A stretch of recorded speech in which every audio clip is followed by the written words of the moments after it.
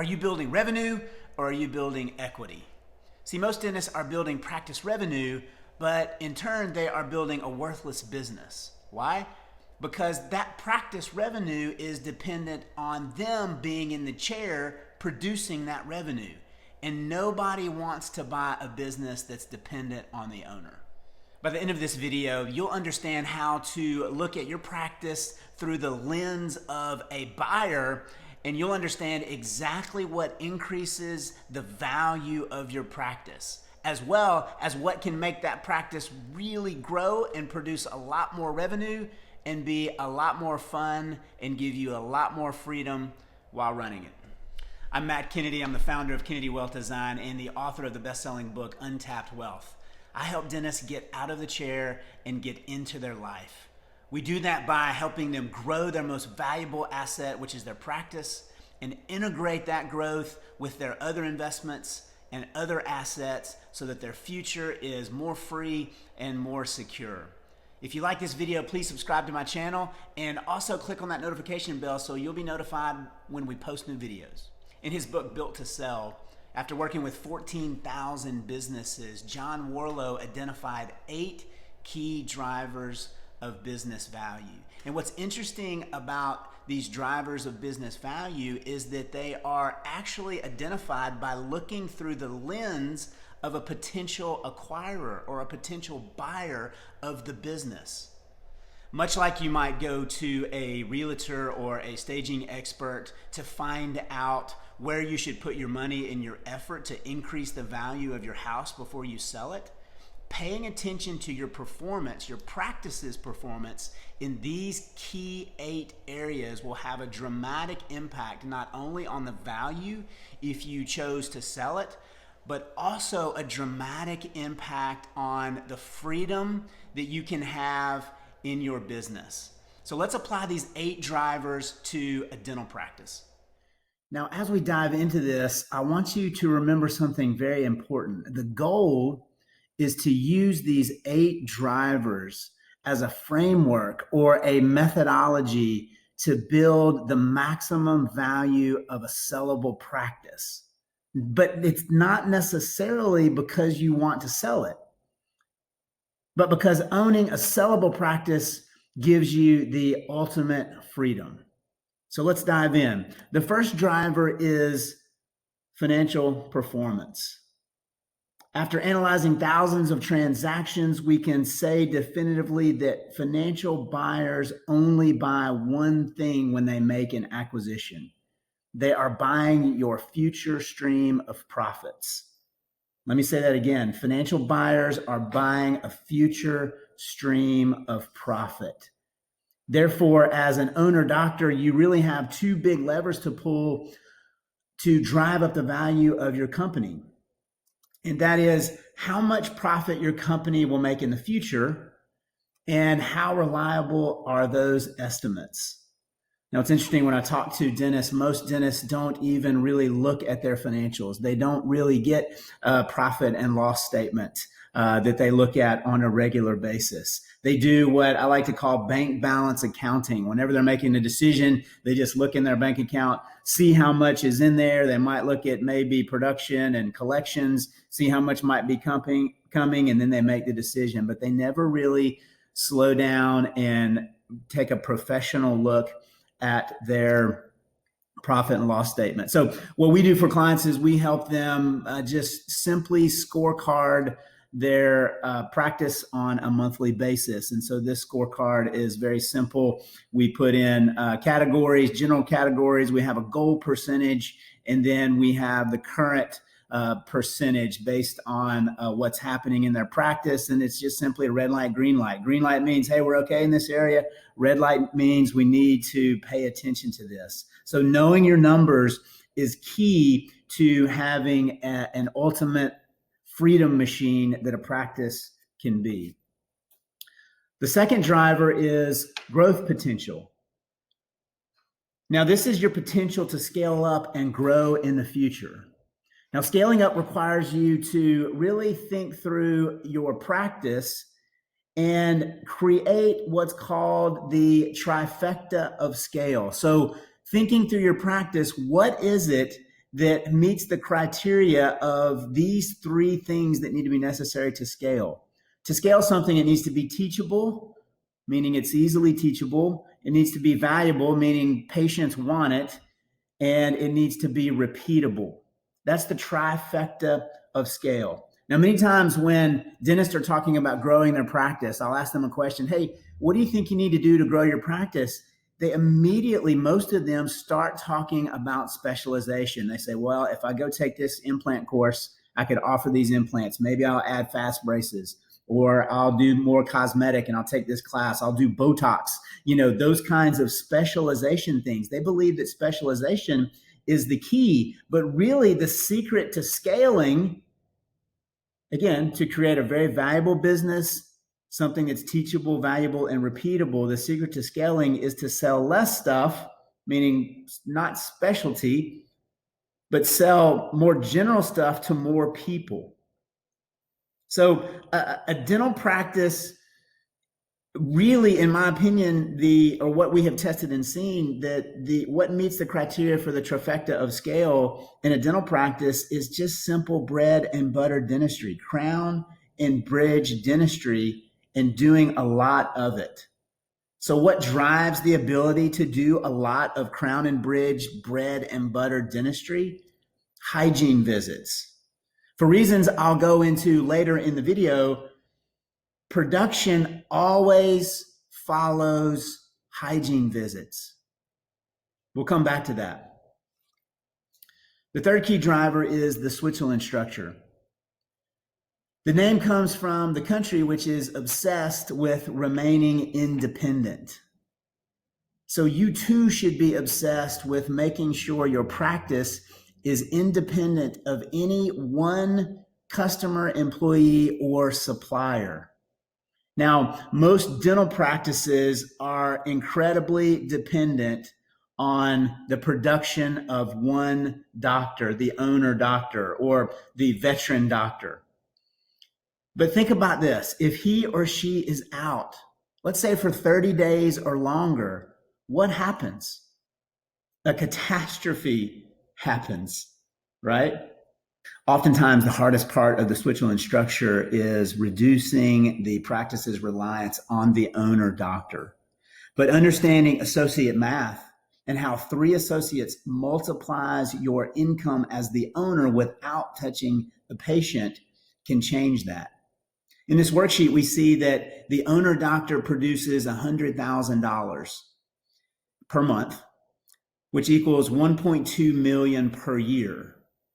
And if that doctor is experiencing a 35% profit when he is in the chair, then he's bringing home $420,000 a year as personal income. Now, adding one associate won't replace that income. If he gets a really good associate doing $87,500 a month, which is $1 million, $50,000 in a year, then the owner, because he's not doing the work, as the owner should get 20% profit, or at least that's our target profit after all expenses are paid, including paying out the percentage to the associate. If he were to get 20%, then he would get $240,000 of income off of that associate, which doesn't replace his income. See, that's only 57% of his income. 2 associates, they produce double of the 87,500, so that's 175. 2.1 million, 420,000 is the owner's profit. That does replace his income.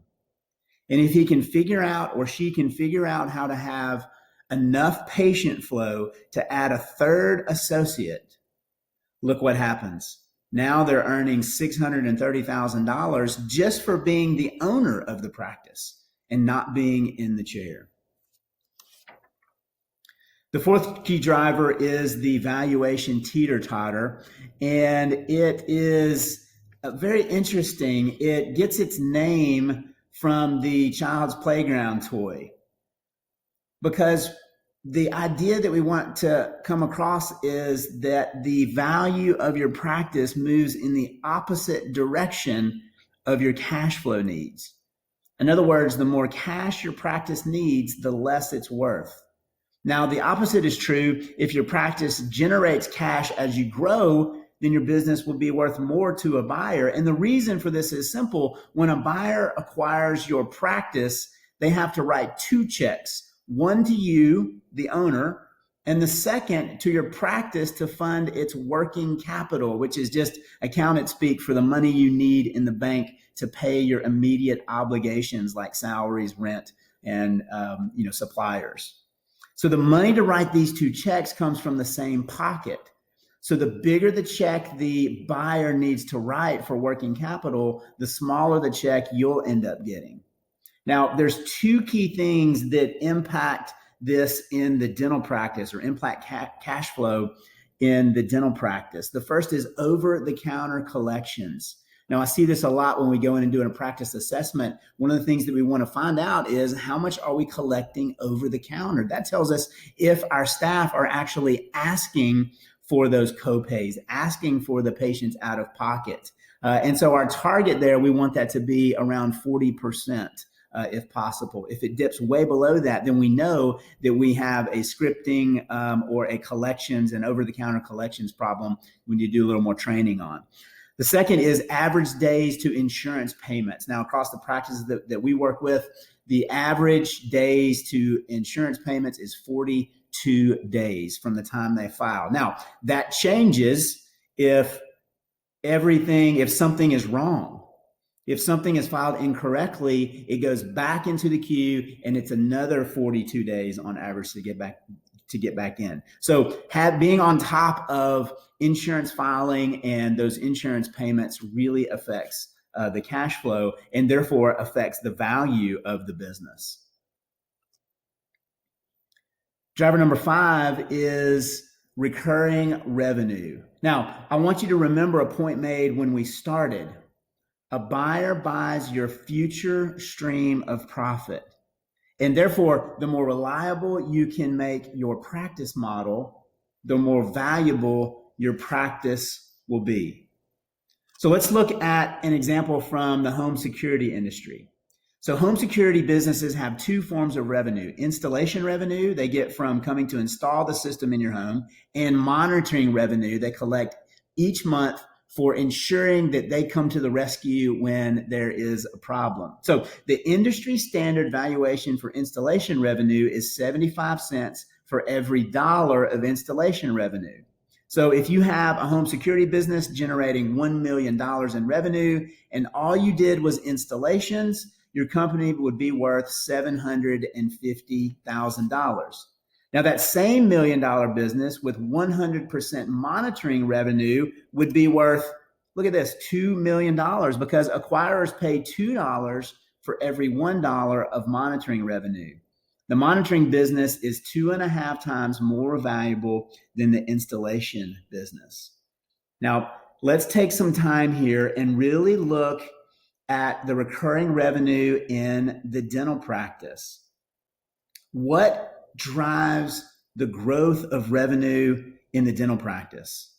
Most doctors say new patients, but that's not true. New patients are way overrated. Returning patients are far more valuable. So how many of your patients are coming back? When I ask that question, most doctors and hygienists and staff say, oh, our patients love us. They all come back. Well, I can tell you that they don't. Look at this model. Let's say you got 50 new patients in January of year 1 in this practice. And then you got 50 new patients in every month. You're averaging 50 new patients every month. So in June, they're supposed to come back for their 6-month cleaning, their hygiene visit. So you would have to have 50 patients available, right? You'd have 50 patients that came in June because they were the ones that were in January. They would come back in June. And then if you're getting 50 patients a month, you would add an additional 50. So you'd have 100 patients in June. And then in January, 6 months later, if everybody came back, you would have 100 that came back, right? 50 from January from the previous year, 50 from June. And then now you have 50 new patients on top of that. And you can see how it stacks. Now go back and do the math on this. over all of the years that your practice has been in business. If every patient came back and stacked on top of new patients that were coming, then you would have to have the practice as big as a hospital to be able to house everybody. Now, our friends over at ChrisAd did a survey, and they asked the question, how many times have you been to the dentist in the past 3 years? 47% said that they go to the dentist 1 to 2 times per year. 82% visit the dentist once every 3 years. So the golden rule in recurring revenue for the dental practice is the more patients the doctor checks in hygiene, the more restorative will be diagnosed. Now, the average restorative per hygiene visit is $640. That means every time somebody sits in the chair for a hygiene visit, that's worth $640 to the practice. Now, that averages across about 1,800 practices around the country. We could certainly look at your practice. So we know that when they come back for the hygiene visits, they're worth $640 to the practice. So a key question to ask is, what's your recall rate? What percentage of your patients are coming back every 6 months? That's a key number to track and to really try to pull on that lever to make that a really high percentage. The sixth factor that drives your company's value is something we call the monopoly control, and it refers to how well differentiated your product or service offering is. Now, to understand monopoly control in the dental practice, you must understand your ideal patient. This is your ideal patient. 41 to 60 years old, married, 75,000 to 100,000 plus in income, insured, work 9 to 5, full-time working. Pay attention to that. A suburban area, they have kids. So we could define them by saying they're wealthy, working, and insured. They go to the dentist regularly. They care about in and out of network. Are you in my network? They're loyal to their dentist. 61% of them would recommend dentists to their family, but they have high demands for good service. Now, it's interesting that those ideal patients all work from 9 to 5. They have jobs, and they're ideal because then that means they can pay for their dental work. In that same survey by ChrisAd, your ideal patient, the patient we just described, was asked what time would they prefer to have their teeth cleaned. And 85% prefer before work, after work, or days off. We would call that weekends, hours for cleaning. Interesting. But then when ChrisAd asked, what time of day is your next cleaning scheduled for, 79% were pre-appointed between 8 and 5 midweek. Now, this is just a picture of what the freeway looks like at 3:30 p.m. on midweek. And this is what it looks like at 5 p.m. midweek. Where are people in this picture? They're at work. In this picture, they're trying to get home or get to where they want to go. So even the best patients now will usually no longer take off work or school for what they consider just a cleaning. Understanding this, we created a practice potential scorecard to illustrate the dollars that are lying in the dental practice that could be harvested by understanding how to offer your ideal patient exactly what they want, which is before work, after work, or weekend cleaning hours. So notice on the left-hand side, we have a practice that is open very typically from 8 to 5, Monday through Thursday, off Friday, Saturday, and Sunday. By adding extra prime time, meaning before work, after work hours, adding hours on Friday, adding hours on Monday, Tuesday, Wednesday, and Thursday, and some on Saturday. If we added 28 primetime hours and we just put one patient through a hygiene visit during that hour, and remember that patient is worth $640 to the practice, that adds $994,000, almost $1 million in total production to the practice. So your monopoly control is really around giving the patient exactly what they want.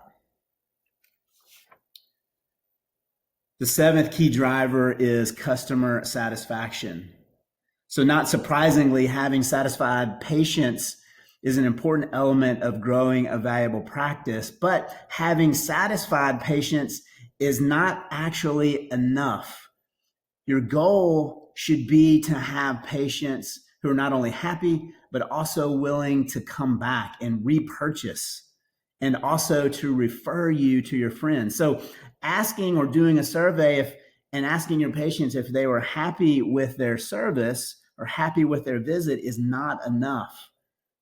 The Net Promoter Score methodology asks a different question. It asks this: on a scale of 0 to 10, how likely are you to recommend us to a friend or a colleague?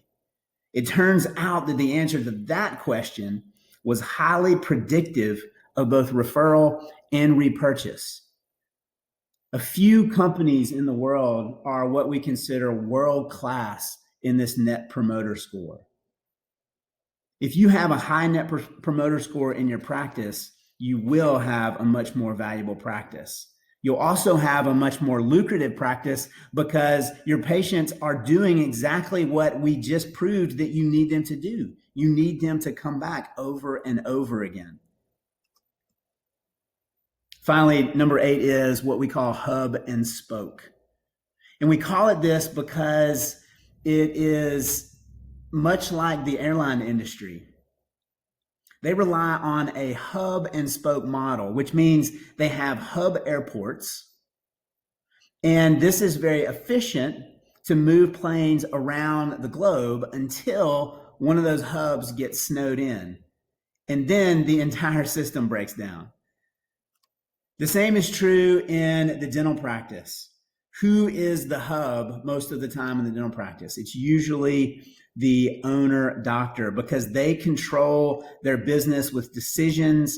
It's all centralized to them. Remove them and the business is worthless. Now, I find this is really hard for owner doctors to understand. Not to understand, but to really believe and to grasp and to change. Because when we start talking about this, a lot of owner doctors will say to me, yeah, but my patients want to see me. Well, so we tested that. And so when patients were calling in to schedule appointments, we had the front desk say, well, you can see Dr. Smith 3 weeks from today at 11 a.m., or you can see Dr. Jones, his fantastic associate, tomorrow morning at 7 a.m. Dr. Smith doesn't come in at 7 a.m., but Dr. Jones comes in at 7 a.m. And you know what happened? The patients would say, oh, that's great. Well, I'll just see Dr. Jones. So we can remove the owner doctor. I like to call it the king can knight his associate and say, this is my chosen person. They are fantastic. You'll get great care with them. Removing this hub and spoke model, boy, that creates freedom, creates a lot more revenue or opportunity for revenue, and a much more valuable business. To further prove our point, Chris had asked in their survey, do you know the name of your current or most recent dentist? 61% of the respondents did not remember their doctor's name. Listen, understanding what makes your practice valuable can really unlock not only future value of your practice, but also revenue today. It can also unlock lots of freedom and enjoyment from your practice and from your business and help you reduce your chair time and get back in your life. To understand more about how we help you along the way and create a roadmap for you, please click on the Show More tab below this video and then click the link to schedule a 15-minute call to explore some options for you with me directly. As always, if you enjoyed our video, please click the subscribe button and also hit that notification bell so that you'll be notified when we post new videos.